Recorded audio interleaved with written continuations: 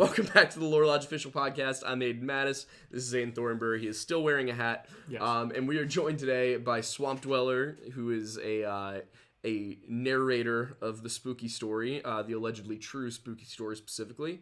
Rob, you want to just go ahead and give us your intro again now that they can actually hear you? Yeah, sure. My name is Robbie, aka Swamp Dweller. I run a show basically where my viewers send in their allegedly true stories to me, and I will read them in a first-person format and try to make it as real and as intense as possible, so you can feel like you experienced it yourself. And I also do documentaries on true crime and history and cryptids and all kinds of stuff, everything in between that you can imagine is scary. Yeah, I mean that is the crux of how I think everybody gets into this kind of content making is those early stories. Did you were you a browser like /X and No Sleep and all that as a kid? Surprisingly, no. I was kind of I kind of came into all of this like super virgin in a sense. Like I had no idea like I was a fan of like horror movies and stuff like that growing up, but I was never like really aware of like creepypastas and Mm-hmm. these all these narration people and stuff. And I was kind of at the time I was doing a podcast where I would interview like people who allegedly encountered cryptids and stuff. Mm-hmm. And then I kind of eventually fell into this, and then I found out there was like a whole world of it. So I was kind of new Right. when I fell into it. I also got to say that intro was fantastically done. Have you been on a lot of podcasts where you just have gotten that nailed down? Or are you just that good at talking? Well, I guess you do read a lot of stories, so I'm sure you're pretty good at it by this point. I've been on a few podcasts, but I don't know. I've always been a huge fan of like radio, so I've always tried to like make myself a little bit kind of in that kind of sound, I guess. It's working because I'm literally listening to you through an AirPod on Discord, and I feel like I'm listening to a very relaxing AM radio or FM radio station because the quality is pretty good. So I well like done, how you sir. had to clarify that, you dork. Oh yeah. Well, because I didn't want him to take it. Because I know what you meant. I He know what knows you meant. radio, so if I said AM, he'd be like, "Why is my sound so bad quality right now?" Oh my god. Wanted to make sure you weren't worried about that. So, yeah, if not like the typical kind of side of things, like for me it was a combination of creepypastas that I saw online, the occasional like scary stories to tell in the dark kind of style of book, and watching the TV show Supernatural. That's kind of what got me into this whole thing. But where did you start? Like, was it like an early love of horror movies, or kind of, I guess, what propelled you into making content about it? Man, that's a hard question to answer, but as far as I can really remember, like my first real like memorable experience with like something that was weird and unexplained was at like 7. Mm-hmm. So like ever since then, I kind of slowly got interested into like the paranormal and creepy stuff like that, and slowly got into like ghost hunting and stuff, and did that when I was like younger and in my teens and whatnot.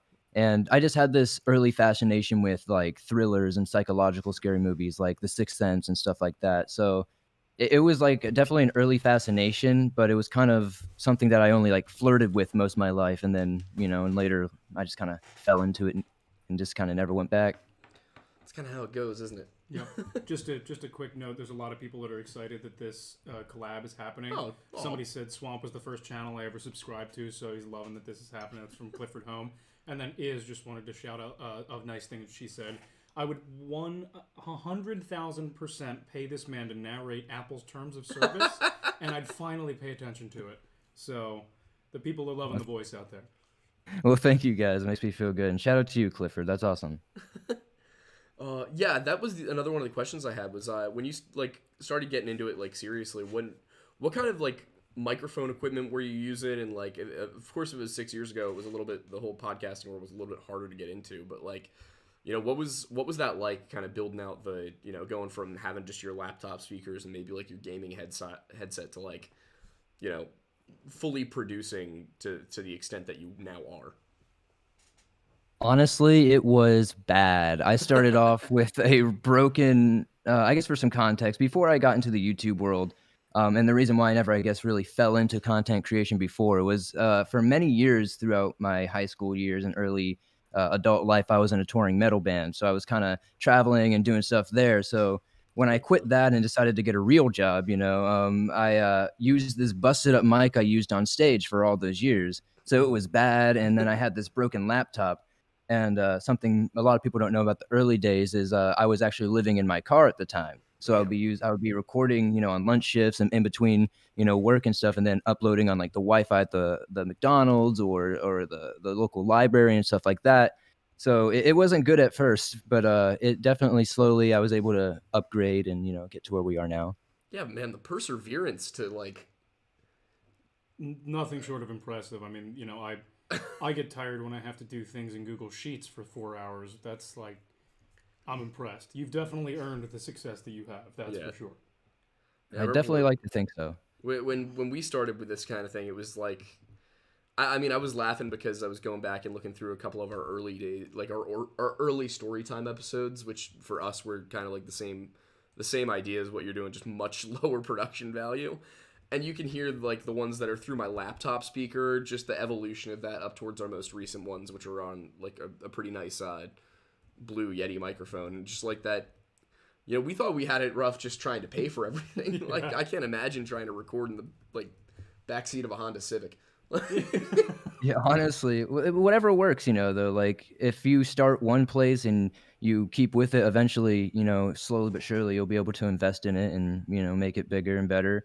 And that's kind of just what I did, when everything went to shit, I just, had to do what I had to do. Yeah, and clearly, it seems to have paid off quite a bit. Like, I mean, what, 250,000 subscribers? Oh yeah, it's been a long time and I'm shook we even made it here, but we're getting there. A Yeah, million eventually with the Shrek eventually. army. You We're just growing. always keep that just in the back of your mind that if you try Mhm. hard enough, you're getting there. Yeah. But you did mention that you had your first kind of real like paranormal experience when you were a kid and you were 7. Like, do you mind telling us a little bit about like what it was? Sure. It's not necessarily like a super terrifying story, Mm, but it's one that like just captivates me every time I tell it. So this is like early 2000s, like maybe 2002, something like that, 2003 at latest. And this is around the time where like the electric toothbrushes were just kind of getting popular and stuff. And I guess a little context is for whatever reason, I had never been a kid that had like imaginary friends or anything like that. But for like this 3-day period before I got this toothbrush, I suddenly had this imaginary friend. mm-hmm. And that day, I decided that we got the toothbrush. I decided I was over having an imaginary friend and I was moving on with my life. All right. So when we tried to use the toothbrush that night, we put in new batteries, everything brand new out of the package, and it wouldn't work. So Mm-hmm. we took out other batteries, put new batteries in it again, and it still didn't work. So I was upset, but we put it back. We were going to bring it back, get a new one. Fast forward to about 3 a.m. I'm waking up, and all I hear down the hall is, "Ee," and then something fall off the counter and, keep, going. Uh huh. And me and my mom go and check what it is, and it's the toothbrush somehow out of the package on the ground going, but there's no batteries in it. Uh huh. And I woke up multiple times that night with like cold sweats and just freaking out. And I've always assumed it was just that imaginary friend just, giving me hell for not wanting to be his friend anymore. So you think you created like a tulpa for yourself? Potentially, yeah. I think I might have put some weird energy out there and it was not happy with me. Yeah, that's like such a fascinating one too because I love stories where things come from an imaginary friend because you never know like exactly of course stories where people are serious and these are actually things they experienced. You never know like was it that you willed this thing into existence or you know did some sort of like bad spirit, a ghost, a demon, something like that, sense the loneliness and then, take the opportunity to attach itself to you through that. Like there's so many possibilities for how that could happen, just from like a demonology and folklore standpoint. So I think those are always super interesting. Did you have a shadow figure? Yeah, I didn't really notice shadow figures until I was much older, probably like 15, 16. We moved to this house in Tennessee. It was built in 1802 and it was like built by the Civil War people. And when I was clearing the bushes behind the barn, I actually found their graves. It was pretty crazy. But this cabin, like every time I'd walk by the stairs, which the only stairs in the house would go up to my room, at the top, out of the corner of my eye, I'd always see this like hat man type thing just standing up there. And I Yes. just thought I was kind of seeing things and freaking out. But one day, my little brother walks in front of me to go down the hallway that goes past there. And I come in like a minute after him, and he says, "How'd you get down the stairs so quietly? These stairs are ancient, impossible to get down them Hmm. without it making a noise." And I'm just telling, and that's when I realized, I was like, "Oh shoot, he saw it too," Hmm. because I was like, "I wasn't up there, Zach. You know, I was in the room with you." So he's Yeah. like, "Oh." And we kind of thought about it. It was creepy. And then you'd always see like heavy footsteps up in the crawl space, but the crawl space was so small that I couldn't even fit in it. You would have to like send like a baby in there. It was like pointless. I don't even know why they made it that way, Hmm. but there was no way for somebody to be walking up there, especially with heavy boots and such. That's fascinating. Also, like every time you've heard me say this before, Aiden, but Mhm. every single time I talk to somebody, almost every time, about shadow people, they always have a hat. It's always the Hat Man, or the, like, shadow people and Hat Man like seem to be the kind of the same thing. I did get a story recently sent to me. It just through Instagram DMs asking, if I could help identify something, and it was she had said that she didn't have a shadow person in the typical sense that, like, you would see a shadowy, like, cloaked figure standing in the corner of the room or at the top of the stairs. Hers was that when she was younger, she saw outside of her window Mhm. just a pair of glowing red eyes, and then like a detailless human form, and then she would catch glimpses of it in her house, but it was always coming from outside. It was always a reflection.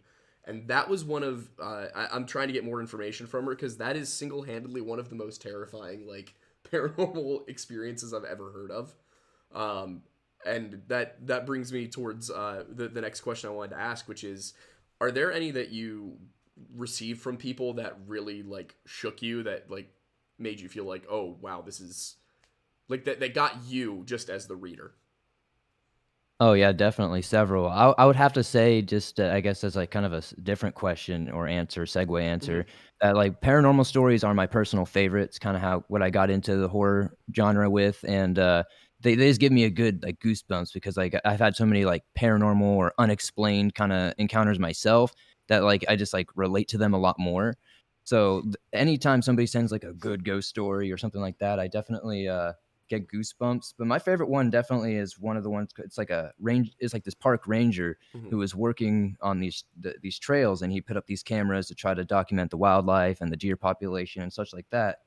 But he kept catching glimpses of something strange, and every day or every night, excuse me, at the same time, this thing would show up again and get its photo taken, but it would be closer just slightly every single time. And as it got closer and closer, it became clear that this was some sort of demonic goat-looking creature that was standing on hind legs, and it was slowly getting closer and closer.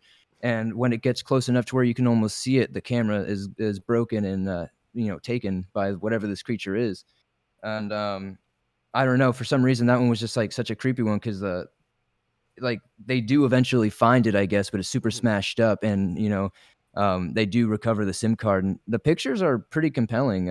I can try to send those to you after the show. Yeah, I would definitely be interested in seeing them, because that was actually the next, kind of the next thing that I wanted to talk about. So, man, we are blazing through my plan for the night. Yeah.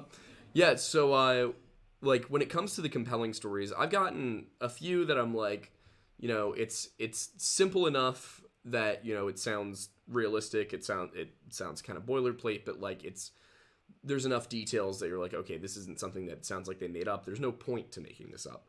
But then there are other ones where something about it feels off when somebody's trying to portray it as an actual event that happened to them. Either the narrative is too detailed, or it rises and falls in a way that just feels like planned fiction. Do you ever find that, like, somebody will send you a story, hand to God, it happened to me, and you read it and it just you can't grasp that it's not fiction? Yeah, all the time, for sure. And it's not even that I don't cover fiction. I just like to make it very clear when I'm covering fiction or when I'm Mhm. covering something that's allegedly true, just so nobody gets confused.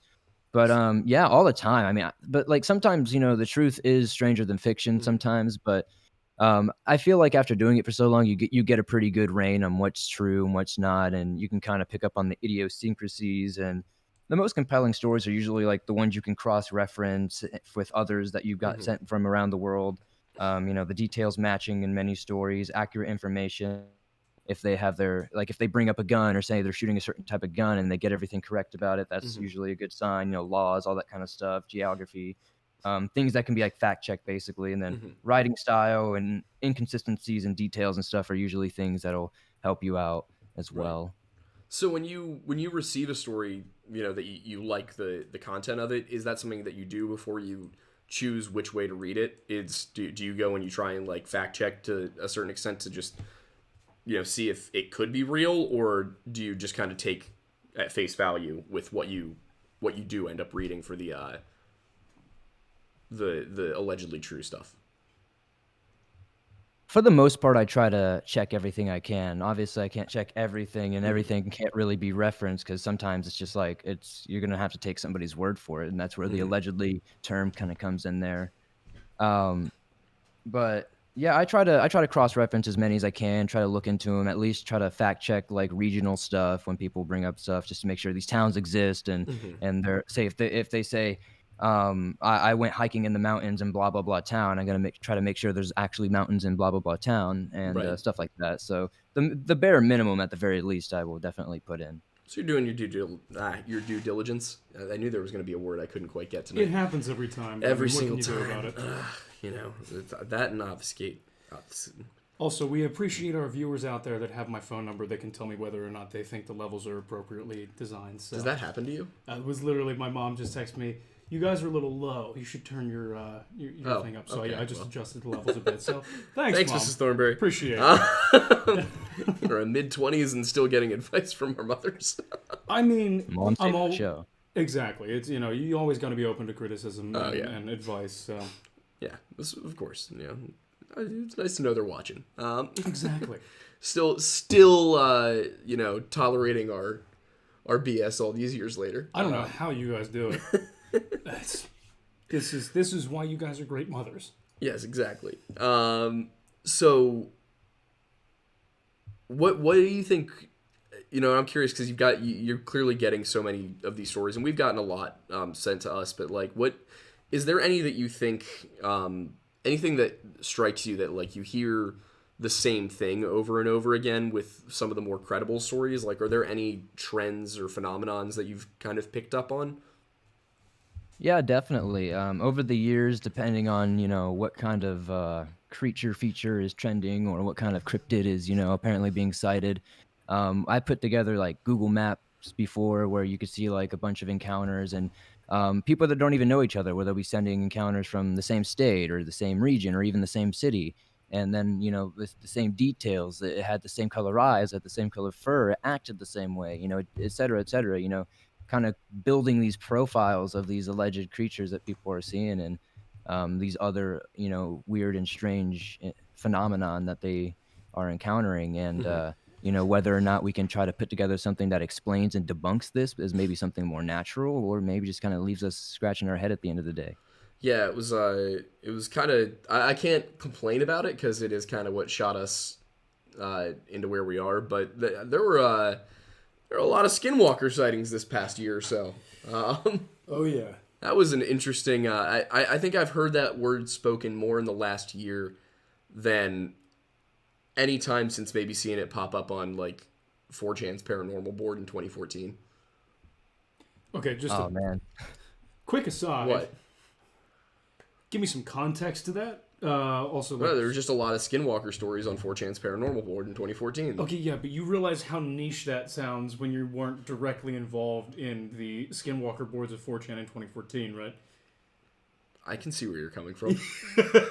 I can understand. So why don't we give people, considering we're blazing through, and it seems like Robbie has some context to that as well, why don't you guys talk about the relevancy of that, and also why was there a lot of skinwalker content on the 4chan boards in 2014?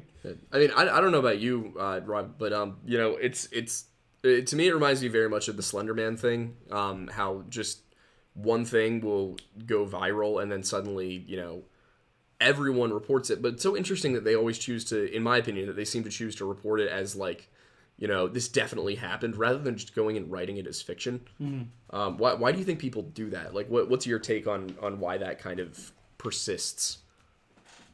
For 2014 in specific, that was when like the changing of the guard for the new boogeyman came into play. So the Skinwalker became the new boogeyman of North America, where everything that goes bump in the night, no matter if it was a deer or a squirrel, was a Skinwalker. Mm-hmm. And it's kind of been that way ever since. And it's kind of similar now because now it's like it's blowing up or last year it was blowing up again because of all those like TikTok memes and everything like that, where every UPS driver and every Amazon driver was suddenly a Skinwalker. Mm-hmm.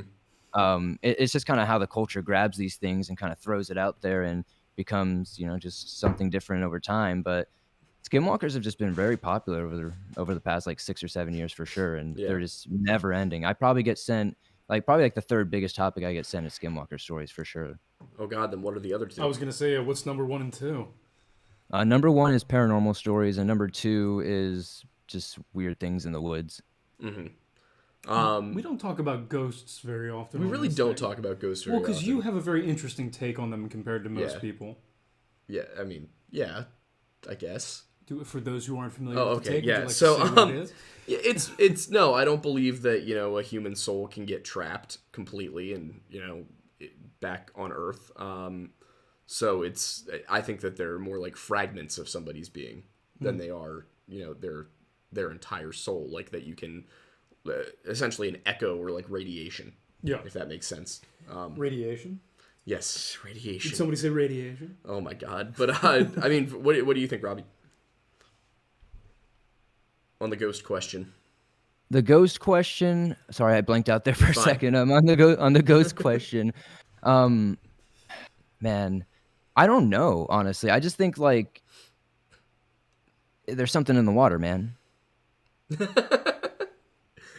Elaborate. I was gonna say there's a couple different ways that could be a reference, but I'm not sure. You don't recognize the bodies in the water? Nobody got that one? Nope, Okay, I all didn't right, either. that's fine. I It's thought more you of were- a, that was more of an SCP reference than anything. Yeah, I was gonna so say. I guess, thought you yeah. were gonna go with the obvious like big one. What? The elephant's in the room now. Frogs. Oh. Yeah. No. I'm not. Even I can't weave Alex Jones into this conversation. You just did. Like, Or I guess I just did. you did. But when you say there's something in the water, do you mean like that you don't have like firm beliefs on it, but at the very least like you believe there's something there? Is that kind of I'm definitely a hard skeptic, just by nature, Mm-hmm. because I at the end of the day, I just find it very hard to fully put like faith or belief into something that you can't have some sort of tangibility or some Mm-hmm. sort of documentation to.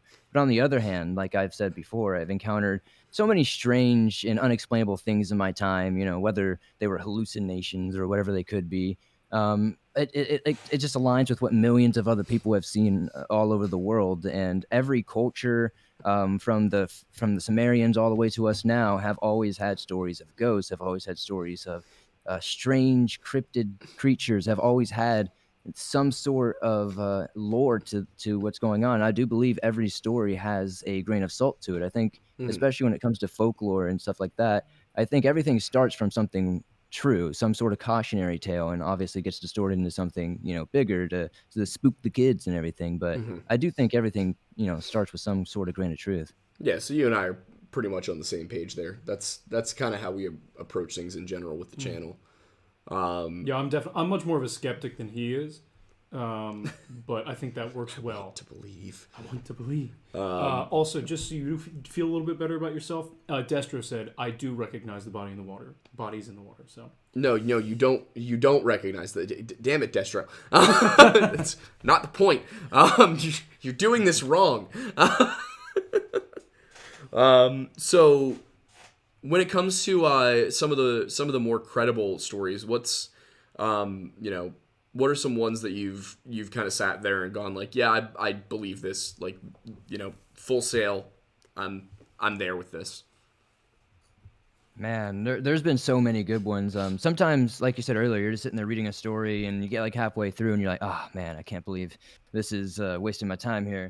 But then sometimes you get in these stories, you're like, wow, this is like one of the most compelling stories. Like if somebody were to sit there and tell it to me, I probably would believe them. Obviously you have ones that have like documentation or like news articles that you can kind of like fact check. But I've also been sent several stories that have had like pictures with them, and that I put in the videos and such, and are fairly compelling. There's been tons of times where somebody's like, I saw a dog man, but I didn't get the picture of him, but I got pictures of his tracks. And then you got these crazy tracks that are, they could be anything, but they at the very least there's something that we can see and study, and it makes it a little bit more believable, because people aren't trying to hide some sort of lie. And I've also been contacted once or twice actually by local officials over a few stories. So I Really? mean, it gets very strange sometimes, where it makes you really put into perspective like how far these videos reach online. Like, you have a freaking local cop from like Indiana calling you about some true crime case you talked about or something. It's just wild. Without like even knowing that that's what you were doing? Yeah. That's insane. I'm curious, can we, I mean, how confidential is that conversation? I'm curious what they called about, and if anything was achieved from that, or if anything, notable occurred from that. Is that something you can talk about? Oh yeah. I believe so. I mean, nobody ever told me I couldn't. I Essentially, like that attitude. Yeah. Essentially, I covered a case that nobody ever covered before online. It was Margaret Peggy Beck, and she was a Girl Scout who was 16, who was killed at a Girl Scout camp. And they said she died of natural causes, but she was found zip tied in her sleeping bag, and her panties and stuff were all ripped, and there were obvious signs of assault and stuff.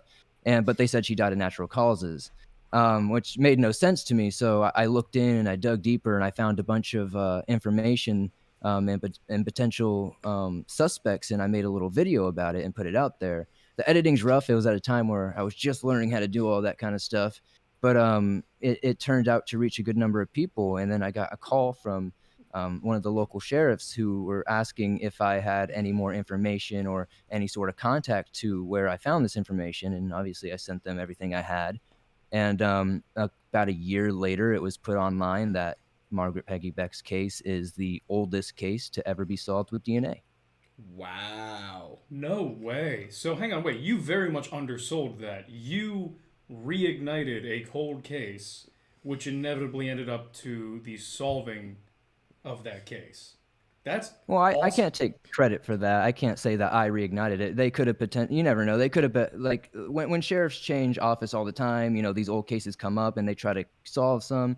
So maybe they just, that's what happened, and then they happen to be looking online since it's a new resource, But I don't want to say that I, solved that by any means. Well, You're being very humble about it. Yeah, but yeah. I mean, let's be fair. Like, we can, you could or we could contact them and just ask to be sure. They may, in retrospect, want to say that they did it more than being inspired by someone else. But it's at the end of the day, it's a valid point to bring up. Like, that's a pretty cool thing to have happen as a result of your work. Is to be anywhere involved in being beneficial to the solving of a murder case is pretty awesome. So definitely, that's, if it wasn't there before, that should be a little trophy on your mental vault or on your mental wall, because that's awesome.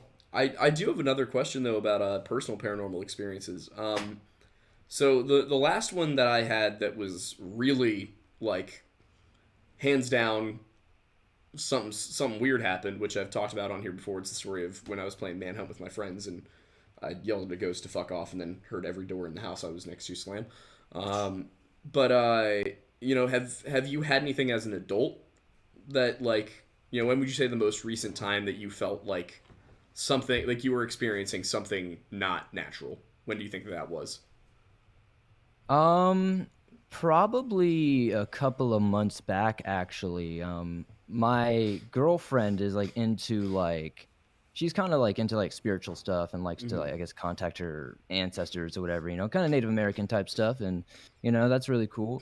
But sometimes when she does that kind of stuff, there's like weird energy in the house, and Yeah. sometimes it feels weird. So there's been a few times recently, but then it goes away. I'm just one of those people that kind of ignores that kind of stuff, to be honest, because I've always found it works. Like, every time when I was younger, there would be like this weird like black cloud thing almost. Like, when my grandma died when I was 14, I got really depressed because we were very close, and I started seeing like this black cloud, and like and my dad even saw it one time, and he was like, "What the heck is that?" And I was like, "I don't know, Dad, it's just there." But like if when I ignored it and when I just didn't pay it any mind, that stuff would be gone and wouldn't be there. So that's kind of just what I learned to do as I got older. So I was terrorized in that cabin, like I told you about the Hat Man and all that. It was like every night, like sleep paralysis, stuff like that. So it was just one of those things you learn to just like if you ignore it, you don't pay it any attention, you don't give it power of fear and all that. Normally you'd be fine. But again, I'm still a skeptic, so it's kind of funny that I think that way. I would just now love to see a horror movie where they're being terrorized by something, and then inevitably they realize they just have to ignore it, and it works.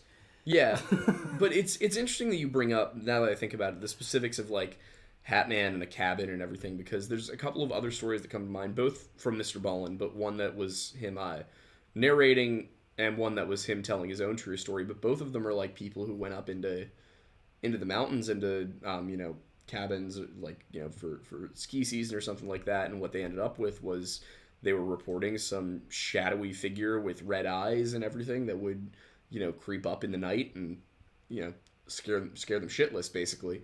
And when it comes to, which is interesting because in those stories more often I'm finding that when I hear one that doesn't happen like in your house but rather somewhere out in the wild, I never get stories where somebody's like, oh, we had a shadow person in my house and it attacked me.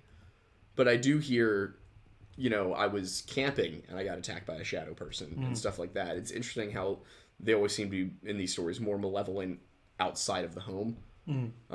Also, if your girlfriend is playing around with stuff like that, I just hope none of it's a Ouija board. Yeah, right.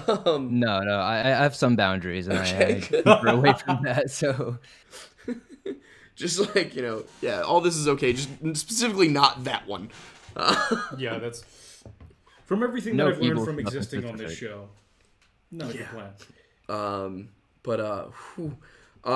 Another one that's interesting that I think is funny is I don't know if you ever I don't know to what extent, like when you get a story, you'll sit there and like try and figure out exactly what thing is after somebody. But that's kind of the aspect of it that really got me interested, is because of certain phenomenons and things where I'm like, wait a second, now these are all very similar. Like it was the mystery aspect for me. But one of my favorite questions that comes in is with people, especially with the Skinwalker one recently, where they'll be like, hey, this happened to me, how do I fight it? Or like, how do I get rid of it, or whatever? And my answer so often has become, ignore it. And then I'll check back in with them a couple months later and they're like, oh yeah, the problem's gone. Like, it's so interesting. It's like, it really does seem like with a lot of this stuff, if you just pretend it's not there, it gets bored and gives up. Well, I mean, a lot of predators have that response. That's why like playing dead works for many different prey animals. True. Yeah, definitely. I just think it's the energy. It's that they feed off that. Obviously, the fear, and the more fear you give off, the more energy you're giving off, anxiety, etc.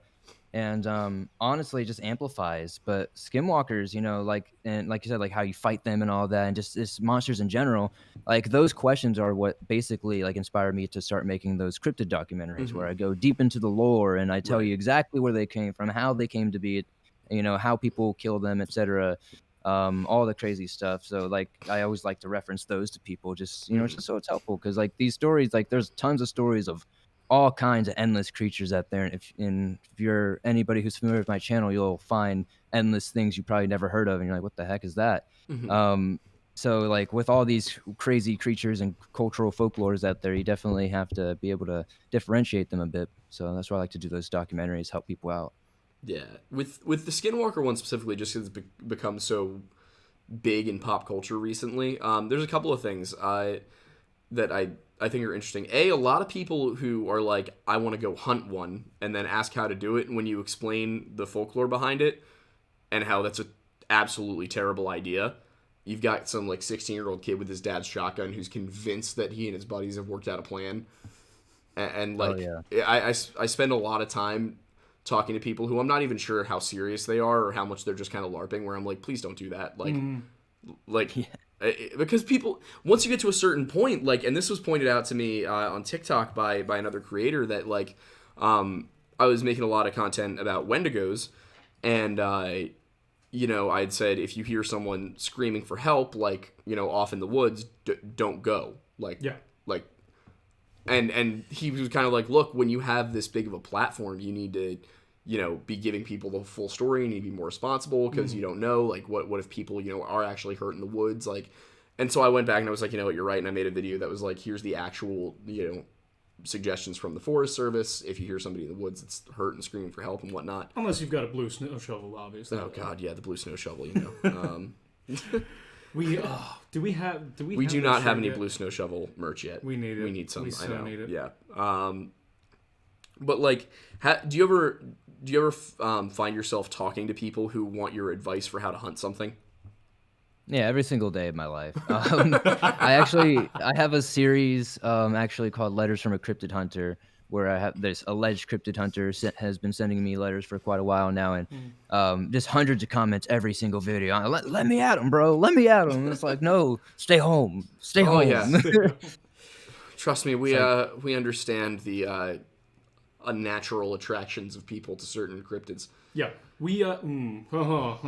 I was gonna make a joke about the fact that the only people that are gonna be hunting stuff is us off-brand supernatural boys, but no, that's a whole other topic that I don't even want to touch. Number of I'm gonna get myself that Wendussy. Yeah, the amount of times I've heard that has been just deeply traumatic. Yeah, just remember, for those out there, we're the ones with the black muscle car and the desire to wear flannel and go out into the woods and find things.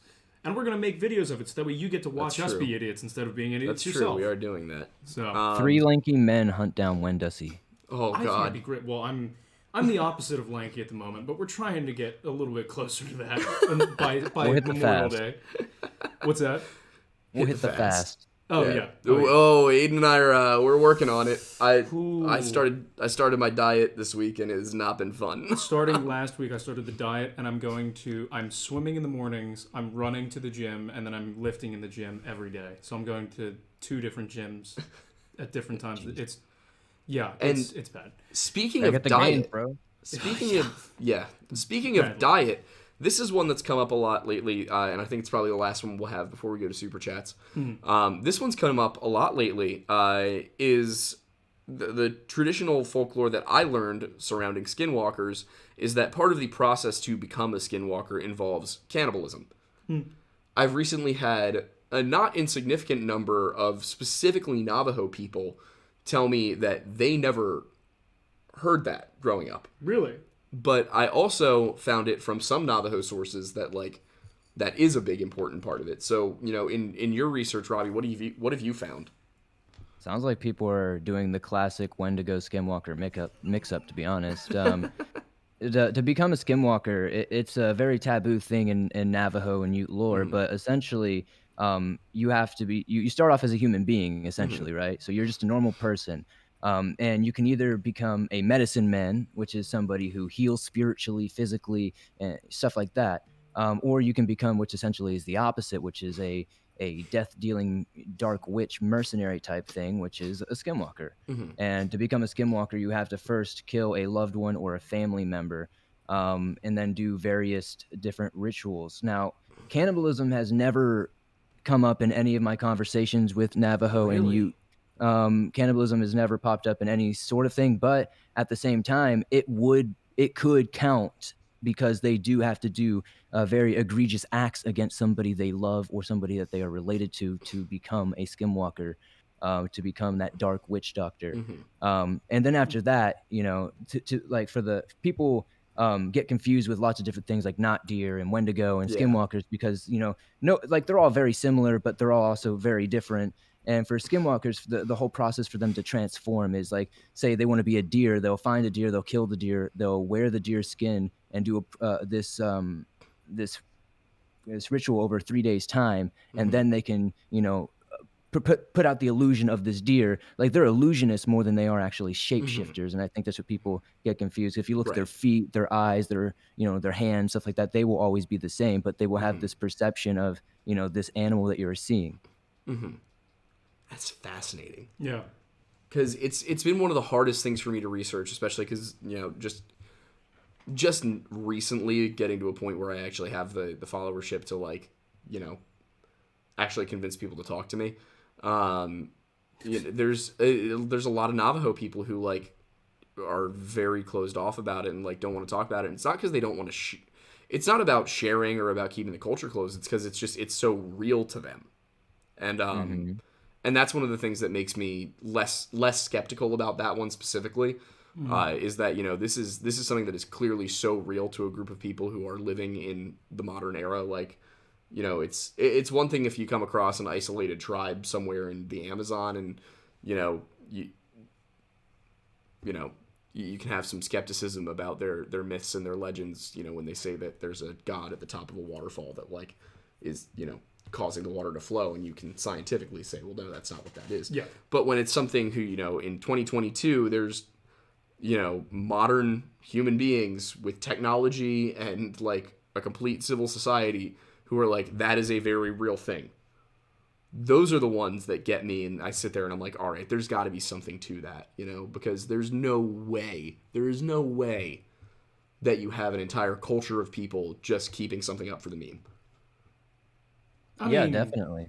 It's a whole cultural phenomenon at that point, It's like the same thing for like Americans and Bigfoot, If you look at how Bigfoot changed over the years, when we first were looking for Bigfoot, all the feet were like 60 inches long. We were looking for monsters back then. Now we're looking for answers. Now their feet are down to, like size 17, something more reasonable, something much more realistic that could be roaming in these woods and such like that. And it's just kind of like the cultural, like how things evolve over years and years. And the fact that, the Navajo are one of the biggest reservations, if not the biggest reservation out there, and they still are, so adamant about not talking about these dark energies, mainly because, one, obviously if you talk it, you attract it. Not in the sense that, if they say skinwalker, then, 5 minutes later there's a skinwalker. Yeah. No, it's just more of like, you don't want to invite bad energy, so why talk about the bad energy? Right. Yeah. And, it's, man, I keep losing my train of thought. I got distracted by the comment when to go dating sim. Oh, good God. So Sign me up. Yeah, right. No, I mean, it's. I would agree with a lot of what you said in terms of like things kind of transitioning over time, and yeah, I think not feeding into the energy is definitely beneficial. For most people, at least, I think for those who are of our guild, if we even want to call it that, yeah, it was the first word that came to mind. If we're not trying to, but like for us, I know we want to do a little bit more in the field once we get the opportunities to, and we are. I think we're gonna try and find some bad energy things. We've got some stuff in the works. We do. We tried a couple weekends ago and we didn't find much. A couple weekends ago, it didn't go very well. But that wasn't really a bad energy thing so much as it was like a abandoned natural disaster zone. Yeah. Well, not natural. It wasn't bad se, energy. but- It was just misused energy. Yeah, because it's exactly. Just coal that's An burning anthracite for no coal purpose. mine Yeah. burning underneath the U.S. town. We went to Centralia. But that's what I wanted to say was, in the beginning, like when you look at kind of the accounts from when cryptozoology as an idea kind of begins in kind of the late 1800s that people start writing about this stuff in a more scientific manner, it seems like the investigative portion of it has gone more from less. It used to be that it was, here's the legend, let's try and prove it exists, to here's the legend, let's prove that it came from something. In my experience, like, do you feel the same way? Very much the same way. Like I said, I think we started out chasing monsters and now we're chasing answers. Exactly. Yeah. I love that way of putting it. That's just such a good slogan. You should put that on a shirt. Please tell me you've used that should. before and you didn't just come up with it right now, because I'd be highly jealous of that capability. Unfortunately, I have said it many times. Thank God. But yeah, you should put that one on a shirt. That I would buy that. I would buy that. In a heartbeat, and I would wear it on the show. I was just going to say, we'll wear it next time we go somewhere. Yeah. We'll have to have a blue shovel cameo on the back. Yes. Yeah. Oh, that'd be fantastic. Oh. We need to get, that's what we need to do. So I keep telling them that we need to dress up the studio a bit more and just have more things. Yes. We need you want to fund that? I will fund that. I will buy a blue snow shovel that we can hang on the wall back here somewhere. Oh my God. I think that would be hilarious. It would be pretty funny. Do you know the story behind the blue snow shovel? I'm not sure if you're up to snuff on that. I am completely ignorance is bliss. All right. Educate me. Okay. Wonderful. So back when I was first kind of getting started, I had a video about Wendigos, and some guy, I forget if he stitched it or if I got tagged in it or exactly how I came across it, but it was, his name's Chad. He and I actually met up in New York over the summer, where he made a video where he was talking about going to fight the Wendigo outside of his house, and he walks into his garage, and there's all his like tools there, and you know knives and saws and whatever, and he just grabs a blue snow shovel and heads out into the woods and starts calling the Wendigo a bitch. And I just thought it was really funny. And over time, it's just kind of become like the running inside joke of like, how do you fight the Wendigo? Well, obviously, fire, white ash, and a blue snow shovel. But yeah, that's where that came from. Wow, that's a great story. A blue snow shovel and some very strongly worded Yes. letters. Excuse me. Yes. Well, interestingly, I mean, if you do look back to the actual Native American stories regarding the Wendigo and times when one was fought and killed, they all are very like consistent that chopping it up doesn't work. Beheading it might not even work other than separating it from the body, but like you gotta burn it, like. Yeah, you very much got to burn its heart. You got to get it right in the chest there. And the another one that I found interesting was one of the Smithsonian ethnography reports from the early. It was from the turn of the century. I can't remember if it was early 1900s or late 1800s, but they were excavating some of these burial mounds down south from one of the mound building cultures, and they found what they described as giants, which were people who were like 6.5 feet tall. So in these tombs, yeah. In these tombs, and they were surrounded by like 6 normal, like 5'6" to 5'8" skeletons around them in a circle. Yeah. And there's this whole Smithsonian report on it that if you bring it up, people are like, giants aren't real. And I'm like, well, I'm not saying 14-foot tall beings, but like, why did they bury this absurdly large for the time human being, in a ritual burial mound, and why is he covered in white ash? Like what led them to do that? Yeah. Is it something this person did in life? Is it a superstition? Like, so, unfortunately, so few Native American cultures had any, form of written language system. I think even the Cherokee were only like writing theirs down in the 1800s because their own historians were like, if we don't write this down, then our side of the story will never properly get told. Yep. But it's just, fascinating stuff to see these crazy legends of things like the Wendigo, and then to see it reflected in people's burial practices. Like the way that these that are fiction and our folk tales can get wrapped up into our actual cultural practices is just fascinating. Like, people in the Balkans driving stakes through the hearts of corpses to make sure that they don't pop back up as a vampire is something that is possibly still done in very rural communities, but like very common in the 1800s. So just very interesting like ties between what the folklore is versus what the actual practices of a society end up being. No doubt. Definitely. That's why I like to say there's always a grain of truth to everything, because you could also obviously explain that same exact story of the skeletons in a much more natural and, way that makes sense. But at the same time, since there's nothing written to tell you exactly who these people were and what they did, we can only speculate. So then it's just weird how these unsubstantiated, essentially speculations, change how people actually live their real lives. Yeah, and it's insane to see. Like, it's very cool though. And with the amount of stories that are out there, yeah, you've always gotta wonder, at what point, at what point are we talking about the truth? And one of I think the most common one, the last thing I wanted to bring up really quick, was I just wanted to get your take on it with one of the probably most prominent, most famous current paranormal adjacent phenomenons, the missing 411 phenomenon. Like, are you aware of it? Oh yeah, some of my most viewed videos are stuff where I'm talking about that. And what are your thoughts?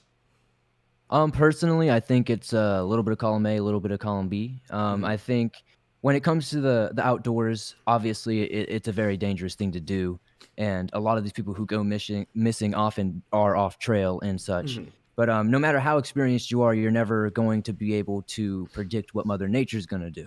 So I Right. do think it's a mix of, bad weather. I do think it's a mix of injury. I do think it's a mix of people getting lost. But then you look at some of these stranger cases where it makes absolutely zero sense how somebody would go missing and never be seen again. Right. And again, could be explained by somebody falling in a crevice or something like that. If Mhm. you look at, there's this great picture that like floats around all the time. If you look online, you can find this missing 4-in-1 map, and then under it, you can see where all the Yeah. U.S. caves and mine shafts are. The clusters are always around there, so that's a big thing. Now, are there subterranean monsters grabbing people? Maybe. Is Bigfoot abducting people? Potentially. Are UFOs coming out there and grabbing people? Maybe. Are there cannibals out there in the woods? Potentially. And is the government doing some sort of crazy experiment on people? Potentially Absolutely. as well. But I can't say it's one thing entirely. I think that would be ignorant. So I do think some people just get lost. Some people get attacked by wild animals. Some things just happen. But then there are some that you can't really explain, and maybe they are natural occurrences. But since they're so strange and there's no answers around them, we're only left to speculate. So I do think it's a little bit of everything that's causing these things to happen. Yeah, I could not agree more. So, with that very complete answer, I think we should move over to super chats. Yep. All right. So, for those of you who are new here, the way that this section of the show works, this is basically a 30-minute Q&A session. We will answer super chats first, and get to as many questions as we can. Otherwise, in order to incentivize you to enjoy the super chat option rather than holding a general strike and just not sending any, so we have to answer unpaid questions. We created a very intelligent and not at all demeaning system of donation goals, which I think we've actually already reached the $250 one for the month. Remind me. But what to all of them reiterate are, what they yes. are, the way that this works is they go up to $1,000 from $250, which this month. This month? Which this What is month, this month's ironically, goals? is incorrectly pronouncing every word of a stream. We modified that one so it was going to be accents. So we're going to do the entire Right. stream in an accent. I'll be picking an Irish accent. Exactly. For 500, we will actually record and release for free download the Conspiracy song, which was a cover that I made of Good Riddance, but right. with conspiracy-related lyrics. Yes. For 750, because somehow every time we ask for input on this, it ends up with music.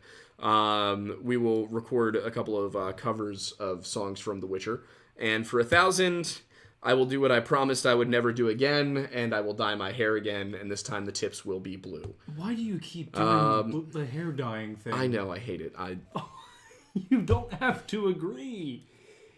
If they get to that one, I'm getting paid $1,000. Well, $500 because I split with you.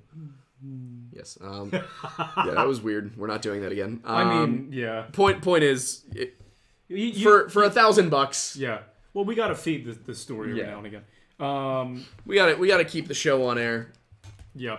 All right, fair enough. Well, if you guys want to see him with blue hair or us speaking in a bit of an accent for at least one stream, that we'll do when we don't have a guest because Yeah. it might seem a bit rude. Or we'll do it with a guest who actually has that accent and just mimic their accent the entire stream. Oh yeah, just be complete assholes about it, right? Yeah.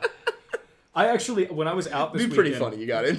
when I was out this weekend, I ran into a few guys who live here who are from the north of Ireland, which I found out it is not called Northern Ireland. It is the north of Ireland, Ireland. according to them. Yeah. Okay. But yeah, no, they had very definitively Irish accents, specifically of the northern The variety. northern regions. Yes, and it was cool. It was cool considering I'm very Irish. It was cool to run into that. But yeah, right. Well, let's scroll up and see if we got any super chats. there was just reading one through some of these. from Drinking Swamp game Dweller. next stream. We can't do a drinking game on YouTube, but we can do a drinking game on Twitch, I think.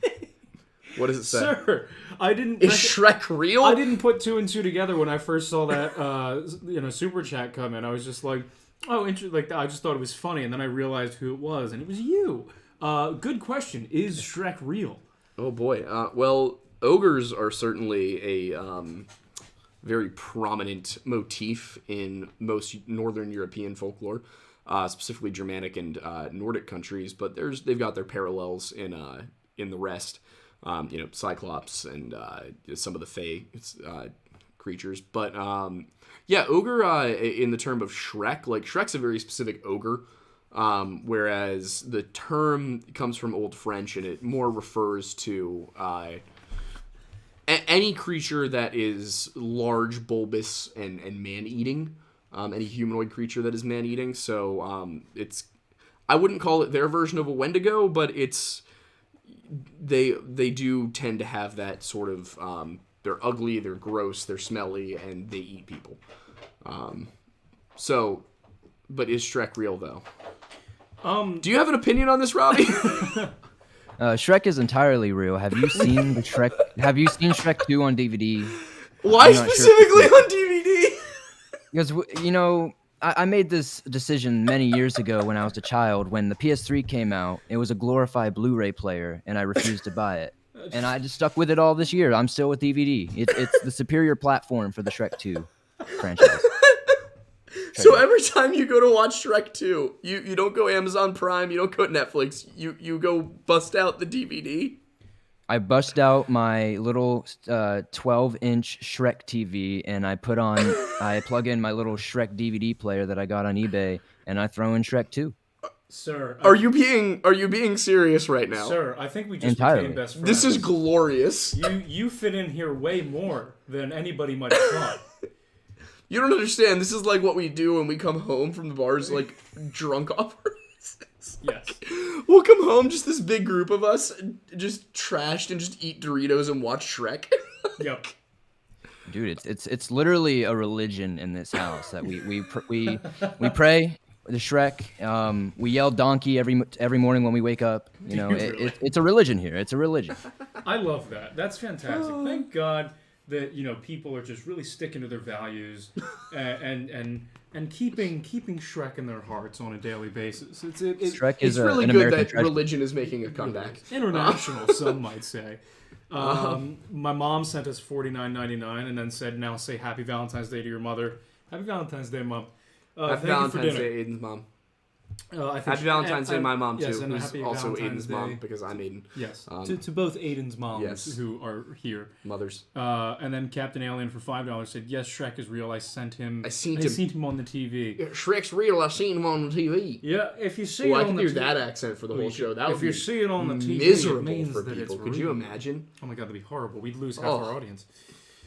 Well, If Shrek wasn't real, he wouldn't be in Walmart, right? Like everything in Walmart's real. Like I've never seen Well, anything I mean, in Walmart that's that's true. not real. Objectively, right? Everything in Walmart is objectively has substance and matter. It's real. It does exist. Yeah. Archie, what do you think? Precisely. Yeah, he has zero I thoughts. couldn't agree more, Archie. Swampman is right. Shrek 2 2 is is superior. superior. Yeah, I mean it is. Like anybody who disagrees with that is just false. Their opinion isn't false. They are false. Their They are existence is invalid. false. Yes, they are invalid. They're no longer valid at the cookout. If you do not worship Shrek, you are canceled. Correct. Don't tell Trisha Paytas; she'll start doing it. Fair. There were some questions earlier on that I felt like would be interesting to Scroll talk back to about. them. That's what I'm working on. Boy. Do you have any questions specifically for? Yeah, are there our any guest? questions for our guests for Swamp Dweller here? Do you have any? I personally don't. Well, you because already I just asked. spent an hour interviewing. Yeah, him, that's Aiden. fair.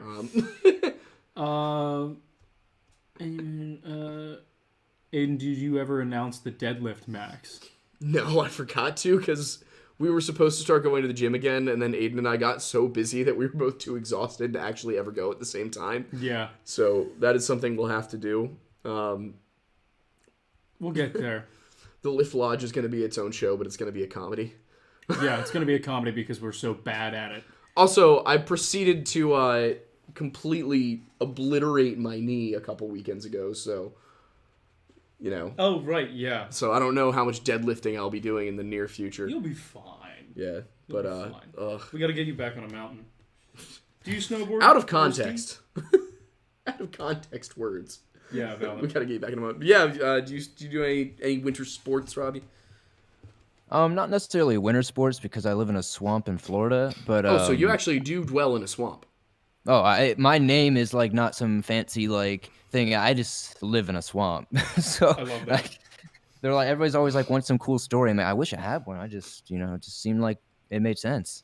It's a completely practical thing to choose. But I love when people's names online do that. They reflect so accurately something that is just genuine to their life, but it seems so abstract. Love that. Like my username. The Aiden Mattis. Yeah. It's very abstract. It's very to the point. I I'd say. often struggle It with existence. Don't we all? Whew. Yeah, we do. What are your thoughts on living in a swamp? It's not terrible. It's high speed internet doesn't really exist most of the time unless you finally get encroached on by the city. But it's not terrible. You see skeeters the size of your head, gators in your backyard sometimes. Sorry, what's a skeeter? Mosquito. Oh, right. That makes sense now. Damn, brother, I gotta start talking like this now. Oh, Sorry, yeah. we're a couple of Yanks. I was gonna say, have you never been below the 38th parallel? I've been below your 38th parallel. Thankfully, that's not true. Have you guys been further than New Jersey? Be honest. Yes. Actually, we live further south than most of New Jersey. Yeah. Good. Other than Florida, which I've been to on a couple of occasions, the furthest I've been is we're here. I think Virginia, but I'll be in North Carolina in a couple weeks for work. So. Oh man, beautiful. Definitely check out the Blue Ridge if you can, man. Definitely love North Carolina. I'd love to if I can. I'll be in Raleigh, so it's not quite near that. What do you want? You're gonna be out there in the boring part, brother. Yeah. I want to get out near like Asheville and stuff eventually because I've heard some great things about over there.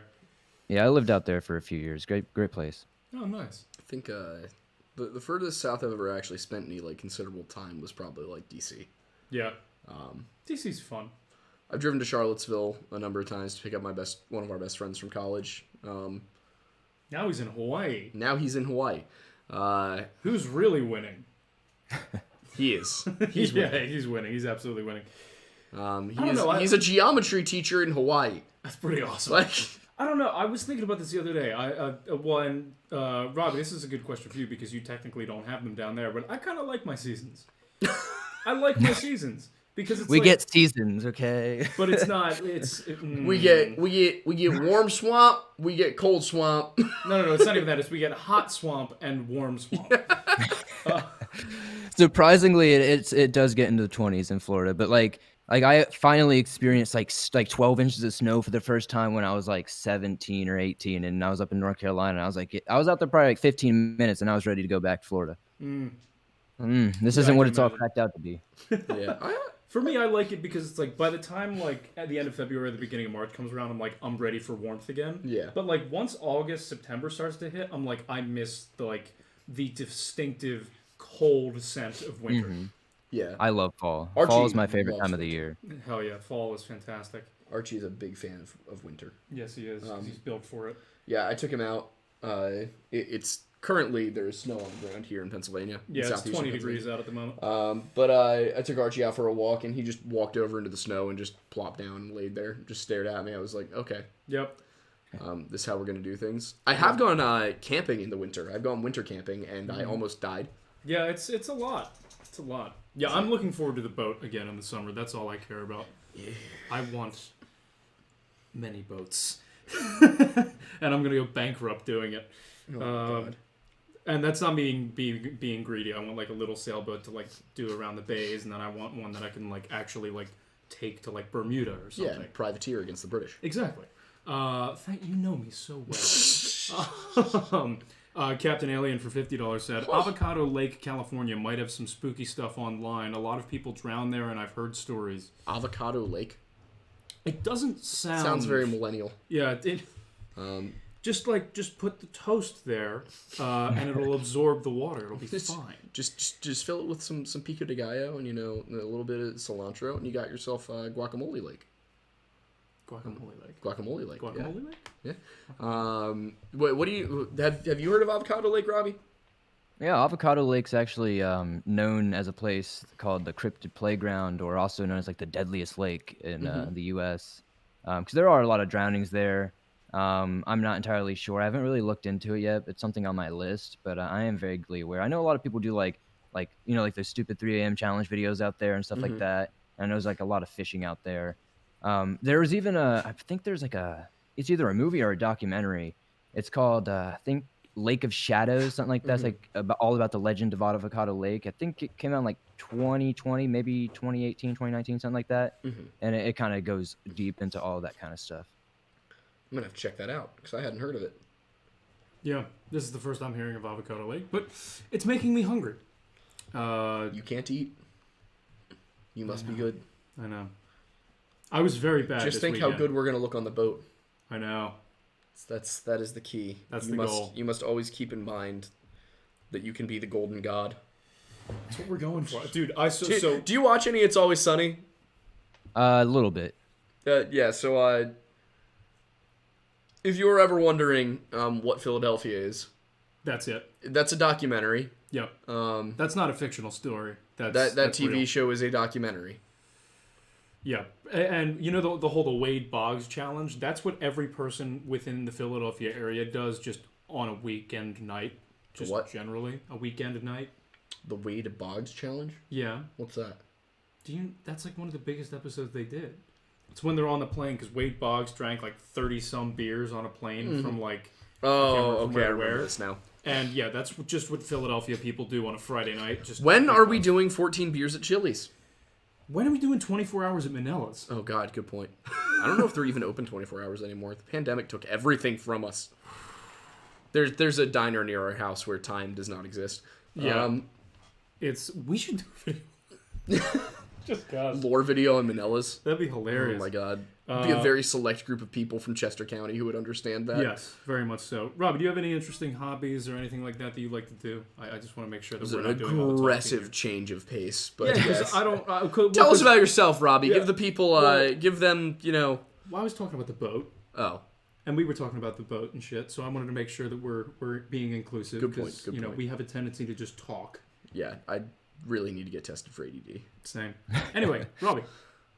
Yeah, I mean, I like to mountain bike and stuff like that and go on trails, and I love traveling, throughout and going seeing state parks all through the states and stuff. That's kind of what I like to do and things like that. Just go see, nature in its unfiltered form, just because, being in the city is kind of depressing. I grew up all my life in like rural areas on farms and like in the middle of nowhere and such. So living in cities now kind of just sometimes can kind of bog you down. So I just like to go out there and just kind of connect.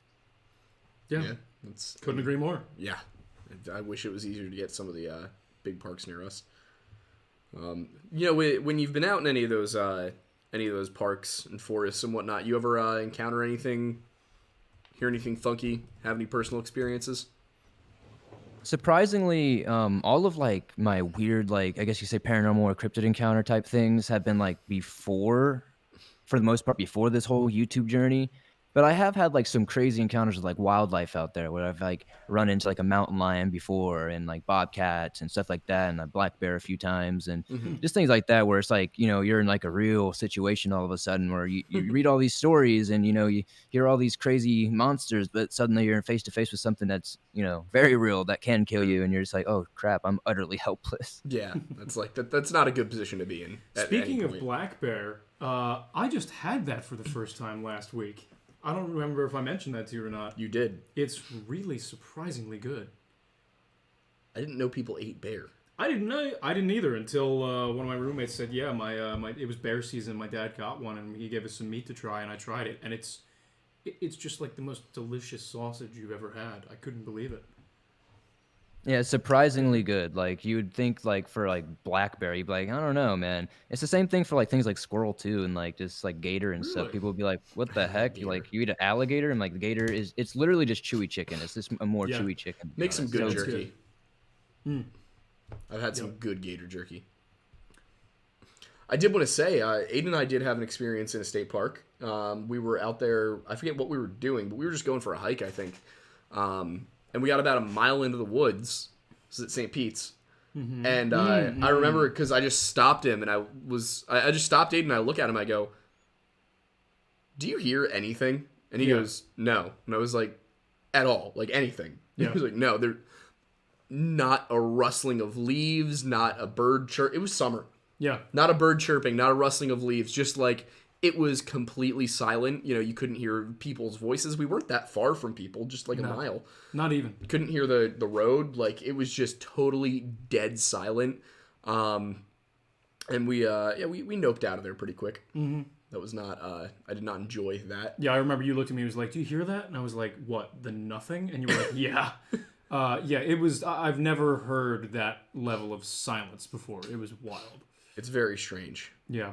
I did not It's appreciate definitely like a core shaking thing, especially when you first realize it. Because I've had that moment so many times in my life, just like walking out in the woods and suddenly it's quiet, and then you see like a freaking cougar run across the road. You're like, Exactly. Oh, crap. But it's just like, imagine that, but then you don't see anything. You know, that's the worst part. So you're like, oh man, this could be literally anything under the sun.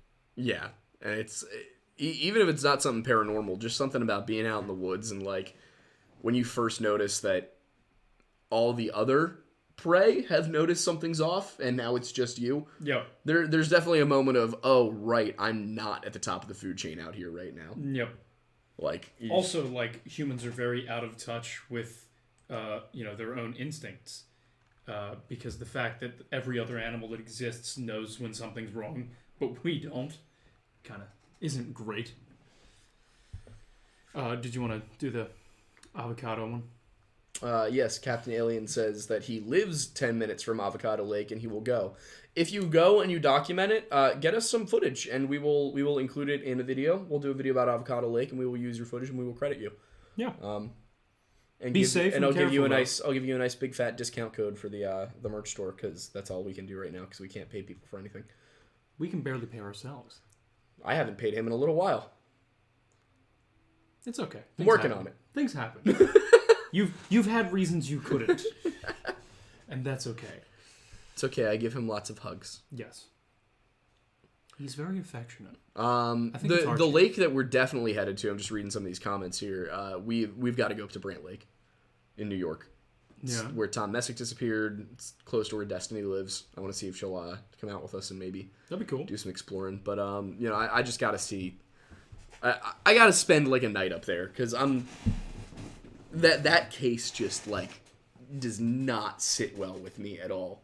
Robbie, are you familiar with that case at all? What's the case? Tom Messick. It's one of the more recent missing 401 cases. He was out hunting with his sons and a couple of family friends. There were 7 of them. The younger men, the 3 of them, basically went around this hill. They were the same woods they had been hunting in for 55 years. 7 of them go out. The older guys space themselves about 100 yards apart across a space of 400 yards. And then the younger guys went around the other side of this hill, and basically they were going to push any game they could find down the hill towards the older men so the older men could shoot it. And they all reported that, like, it was weirdly quiet. Like, it felt weird. They did not... That was not the way those woods normally felt for them, and they did not like it. And so they just were like, nope, that, something's wrong here. And around 3 p.m., so pretty early in the day, they decided to pack up and just go back, go hunt by their campsite. Mm. So when they all gathered to go back, they noticed Tom was missing, and nobody had heard him call for help. Mm. Nobody had heard him say anything. Nobody had heard anything. One person, they had all heard a sound they couldn't describe. Yeah. One guy said it sounded kind of like a car door slamming, but there were no tracks to indicate that there was a car there other than their own. Mm-hmm. So nobody really knows what happened, and to this day, no sign of Tom has ever been found. Not his rifle, not his clothes, no human remains, nothing that was on his person has been found. And Brant Lake is actually a spot where there have been a number of disappearances over the years, and probably most interestingly here is that when he went missing, the FBI showed up the next day without being called. Mm. That's crazy. Yeah, I haven't heard of that one yet. Yeah, that's those cases are the ones that got me really thinking about the missing 401 phenomenon and got me talking about this stuff. And that was probably like February, March of 2021, I think, that I probably started talking about this a lot more, just like in conversation. Mm-hmm.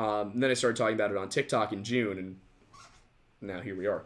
But yeah, the more I've dug into it, the more that's one of those things where, like, you can, things that are ephemeral are one thing, but that's something where real people are going missing in real ways that can't be explained, and some of them can be explained, sure, but there's a lot of them that just, like the Tom Messick one, I just cannot wrap my head around it. Mm-hmm. So, Yeah, that's definitely one more on the unexplainable side. Definitely would love to be able to go to that area and kind of check it out more, you know? well, if you ever decide to make the trip, I mean, we're up that way, so we'd be happy to head up with you. Yeah, absolutely. Goes Yeah, if I get some time this year, I'd love to do that. I was Yeah. doing something like that last year, but the fellow I was working with actually passed away halfway Oh. through our filming, so I've kind of been It's unfortunate. on like a hiatus from doing it. Just kind of, it just sucks when you're close to somebody for a while and then suddenly they're just gone. You're like, oh my gosh. Yeah. Well, if you do Like, decide to like come York. do anything in the, Mid-Atlantic region or up in New York, we would be happy to, as long as it's a reasonable drive. we'd Oh be yeah, happy I to want join to definitely check out the Pine Barrens. There's a you. couple Pine places I Barrens want are to check an out. easy one for us. We would love to. Right across the river. Yeah. And I have a spare bedroom here, so you wouldn't even need to take out a hotel. Yeah. Definitely. If you'd accept the offer. Yeah, if you'd be Well, open. We'll make it yes. happen. Yeah, we got a lot of people that we have to bring up. I want to try and at some point over the summer see if we can get everyone together and do like a go out for dinner. I think that'd be fun. But we'd have to bring in a lot of money first for us to be able to put that together. Yeah, But, just so we don't have to have everybody paying for all exactly. But it'll be fun to get everybody together. Mostly because I just want to take a picture next to Wendigoon so that we can finally see the size differential. Why? How tall is he? He just looks huge. Yeah, that's fair. He looks like a large man. 5'5" easily. I'll take him. I love that. We just get in a boxing ring and have Isaiah fight all of us. Oh my god. He gets weapons we don't. Then he makes a He gets video. brass knuckles. Wait. Then he gets a video. Then he makes a video about it. It's the cryptid, speaking the cryptid host boxing iceberg. Oh God. Just Yeah. going down the iceberg of like who was the hardest to fight. Yeah. How I whip Swamp Dweller's ass explained. Oh, I love we it. need a name for the whole like group of individuals that are Who a we've part interviewed? of this. Who we've interviewed and just who are in this space True. that are in the same kind of genre. I think cryptozoologist is the word. You sure? I guess. I mean, I don't know. Maybe we could come up with something better. We could probably come up with something better than that. I thought. Well, I mean, considering like there are groups of individuals that have specific names. Like the groups have names. Our group needs a name. Like our fans. No. Like you. Oh, Robbie, okay. I see what you mean. I see what you mean. Yeah, People who yeah, talk, yeah. people who do this from a more academic, like I just like to call us Yes. Shrekafarians, Shrekafarians. Good. We're all Lord. praying to Shrek, and we're all out here looking for answers. I love God damn it! We're all praying to Shrek and looking for answers. Okay, here's the thing. Like, I've got to text somebody after this show who I haven't talked to since college, but like she was the kind of person that had like Shrek paraphernalia in her bedroom, and I just need to show her this. Oh yeah. Be like, hey, you got to check out this YouTube channel. Unhealthy obsession with Shrek. Oh God. Oh, what do you mean unhealthy? There's no. It is such the thing as healthiest unhealthy. obsession. Oh yeah. Shrek is love. The only Shrek is definitely the, love. the only unhealthy obsession that anybody has here is me with Heroin. close enough. It's John Mayer. Oh, okay, fair. Merowin. Mayer. Yes. I did. We did get a question that unfortunately I do not have an answer for. So maybe you do, Robbie. It says thoughts on the Green Children of Woolpit. Let's look up what that is. Isn't that a book? I have no idea. I've never heard this before. Every once in a while on this show, someone will hit me with something, and I'm like, "What?" The I'm legend pretty of the. sure. Hey, I got it here. The legend of the Green Children of Woolpit concerns two children of unusual skin color who reportedly appeared in the village of I do know Woolpit this one. in Suffolk, England, sometime in the 12th century, perhaps during the reign of King Stephen. If I remember correctly, there's actually like documentary evidence of these kids just popping up. It's not just like an oratory folktale. The story here was that these two children, young children, just like popped up out of nowhere, and they weren't like feral or anything. and essentially the story as it goes along, and what I look at that as, in terms of folklore from the region, is the thing that makes the most sense would be that they were changelings, or that they had been taken by the Tuatha De Danann as young babies and then returned. That, of course, is hopping deep into the if the folklore is real side of things. Yeah. Obviously, but that was my thought on it. Was it would have something to do with the Celtic otherworld. Yeah, Makes very sense. interesting. I mean, it was also the 12th century too, so who knows? Could be one of those many diseases that were going around at the time. True. Yeah, I was literally just looking it up, and it was like copper, ecchymosis, drugs, green textile dyes. Copper would be an interesting Chlorosis. one, because that would definitely be possible. There was a lot of copper usage by the Celtic peoples, so it wouldn't be shocking if The thing that's like most strange to me about that tale is like the children would like they would like refuse all food Yeah. except for like beans, like just like green beans. Yeah, it's Yeah. just it's a very weird story, like, which would explain the green. But it sounds like the Apparently- kind of thing that you would get when you have a story of like the Fae just like screwing with somebody. Yeah. So apparently the boy died shortly after, but the girl grew up and then lost the green color over time. And then she learned how to speak English, and when she did, she explained that they had come from a land with no sunlight called St. Martin's Land, and that she had no idea how they ended up in this new land, meaning England. That's Interesting. why I end up on the other world side of things with that. Like A land with no sunlight. that sounds like deep underground, or Yeah. an alternative dimension, that kind of thing. And then of course there's Darren Kuyu, which obviously is not in Ireland or in England, but that's an entire underground city, which just does not get talked about enough in my opinion. But See, I would why would you wonder. be green? If I guess if you came from a land with no sun, your pigment wouldn't be as strong on its own, and you would be more likely to. Be translucent. Yeah, I guess you might just like the. But then I it don't would be know. like, Yeah, then you'd be like blue. yeah.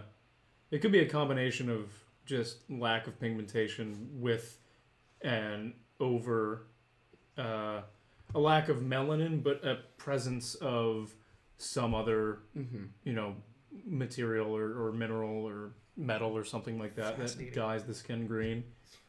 I don't know. I'd be Weird. fascinated to see studies, if they had any sort of studies they could do of like people who are, say, living underground for some sort of time. I just don't know if they could do like any humane study of that, but I think I would that love is to the know if they issue. could Is it would do. be really hard to do it humanely. Either you'd have to stick people underground for multiple generations, which obviously the later generations can't consent to that. Yeah. And also, like, if you were to try and go find an active underground population, the likelihood that they would assent to being studied is pretty low. Yep. I mean, we talk about the Nahanni River Valley up in Canada all the time, and like the idea of pale-faced demons that come out of the caves to snatch campers and hikers at night. They don't sound like they're exactly pro science. No. Yeah, definitely. I'm interested too because there's always these underground dwelling creatures that have like these elephant type nose known as the Darrow. And I would wonder like, how do all these creatures overlap in a sense, or are these just, are these different, underground dwelling beings or interdimensional beings as we mentioned earlier, or are these all things from like the same ilk? That's the one thing that always fascinates me the most. Like, where do these things come from? How do they come to be? Like, why does it seem like they pop up out of nowhere and then can disappear at a whim? Yeah, it's I mean, my theory on this that I've talked about pretty at length is that all of this comes from somewhere. Kind of like what you were saying is like you trace a folktale back far enough, usually there's a nugget of truth in there. And when it comes to the whole thing with these stories of like cave dwelling populations, like obviously there was a point in history when humans used caves as dwellings, and what if it doesn't have to, because a lot of people are like, oh well, there's no way that a human being could survive solely living in a cave. Well, obviously not a modern human being, but if you started by being you just slept in the cave, but then over time you used the cave as like a home, so you burrowed into it. Mm-hmm. And then over time, maybe you required less of certain nutrients, or you managed to find a way to get them through like drinking. Obviously water in a cave is going to have a lot of minerals in it. And maybe became accustomed to hunting at night. And just over time, you got to think about this as like thousands of years of very, very selective breeding. Would you eventually get something like that? And how would that vary? Because obviously, if these were isolated populations, then all of them would have different mutations. Or if you were to find the same very specific mutation, something like having an elephant nose, then that would imply that this was not isolated populations, but rather, population that once lived on the surface and then went underground. Divergent versus convergent evolution and everything. Yep. Yeah, definitely. It's fascinating. You can go down routes and just talk about this for hours and hours and honestly never find a conclusion, but I think that's what's fun about it. Oh, absolutely. It's Exactly. It's nice to wonder and to suggest and hypothesize. It's what makes conversation interesting. Yeah. I think like this side of things is one of the last places where it's really safe to just like go nuts and like, investigate what you want and, believe what you want and see, what you can find and really investigate, because try and make cryptozoology political. I dare you. Like, don't say that. I was gonna say don't say that because somebody will. Yeah, true. But like Bigfoot for Trump. Bigfoot, you can already see it now. Bigfoot for Trump. I'm sure it exists somewhere. In the Oh, South. it does. We do a new series where we determine what political party cryptids would belong to. Yeah. Honestly, it's like, I really do think the Wendigo would agree with Obama on this one. It's like I could already see the tier list being made. Wendigo care? Well, we all know that skinwalkers would most likely be anarchists. Yes. Yes. Straight chaos. Yes. Oh, yes. See, I think Loch Ness Monster would probably be an environmentalist. Yeah, I was gonna say, I think Green Party. Yeah, I was gonna say, I think Nessie's gonna be either Democrat or the Green Party. Werewolves absolutely lib right. Yeah. Vampires off right. Yeah. Yeah. Yeah. All assumptions out here, boys. I mean, are you gonna tell me I'm wrong? I cannot either confirm or deny these allegations. Swamp dwellers, radical centrists. Unwaveringly unwilling to commit. Pretty much. It's like he makes a good point, but the other guy, he's got a good suit. Gotta give him credit where credit's due. That is basically how the Libertarian Party continues to lose elections, in my opinion. They simply refuse to dress nicely. Also, they ran a vice president who was an open and avowed brony.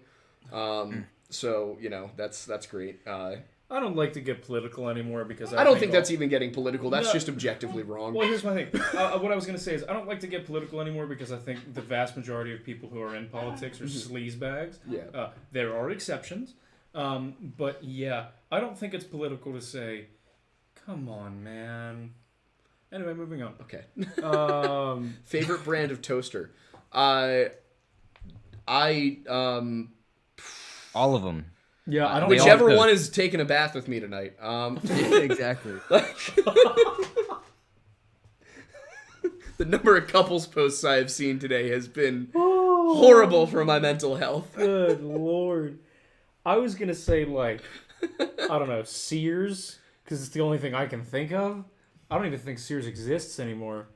But Sears or Lowe's, one of them went out of business. Sears, I think. Yeah, no, because Lowe's still exists. I had to buy a bunch of lumber from them a couple months ago. But yeah, just as a heads up, it is 8:40. Yes. So I think it's about time to wrap it up. All right. Swampy, my boy, do you wanna plug yourself? Sure. My name is Swamp Dweller again. You can find me on YouTube and Facebook and Instagram and Twitter and even your favorite podcast place, Spotify, Apple Podcast, all that good stuff. Just type in Swamp Dweller, I'll pop up. If you have a story that you'd like to share on the show, swampdweller.net, send it on in there. I'd love to see it. Always looking for scary stories no matter what it is. And we're gonna keep on chugging. I appreciate you guys having me on the show. It was a fun time. Yeah, thanks for And, coming on. If any Swamp Dwellers are listening, excuse me, definitely check out the Lore Lodge. Thank you. All right. Well, thanks so much for coming on, man. We had a great time. It was a good talk. Great talk. We'll definitely keep in touch in case you're ever up this way. No, definitely. All right. Have a good night, man. You too. And Go to. oh yeah, I wasn't sure. Did you? I didn't Oh yeah, realize don't go you to were- anything yet. But I was gonna say yeah. all right. Thank you everybody for stopping by the Lore Lodge. I'm Aiden Mattis, and we'll see you next week. And that's Archie down there. And I Yes, know. okay, And I'm all me. right. Bye everybody.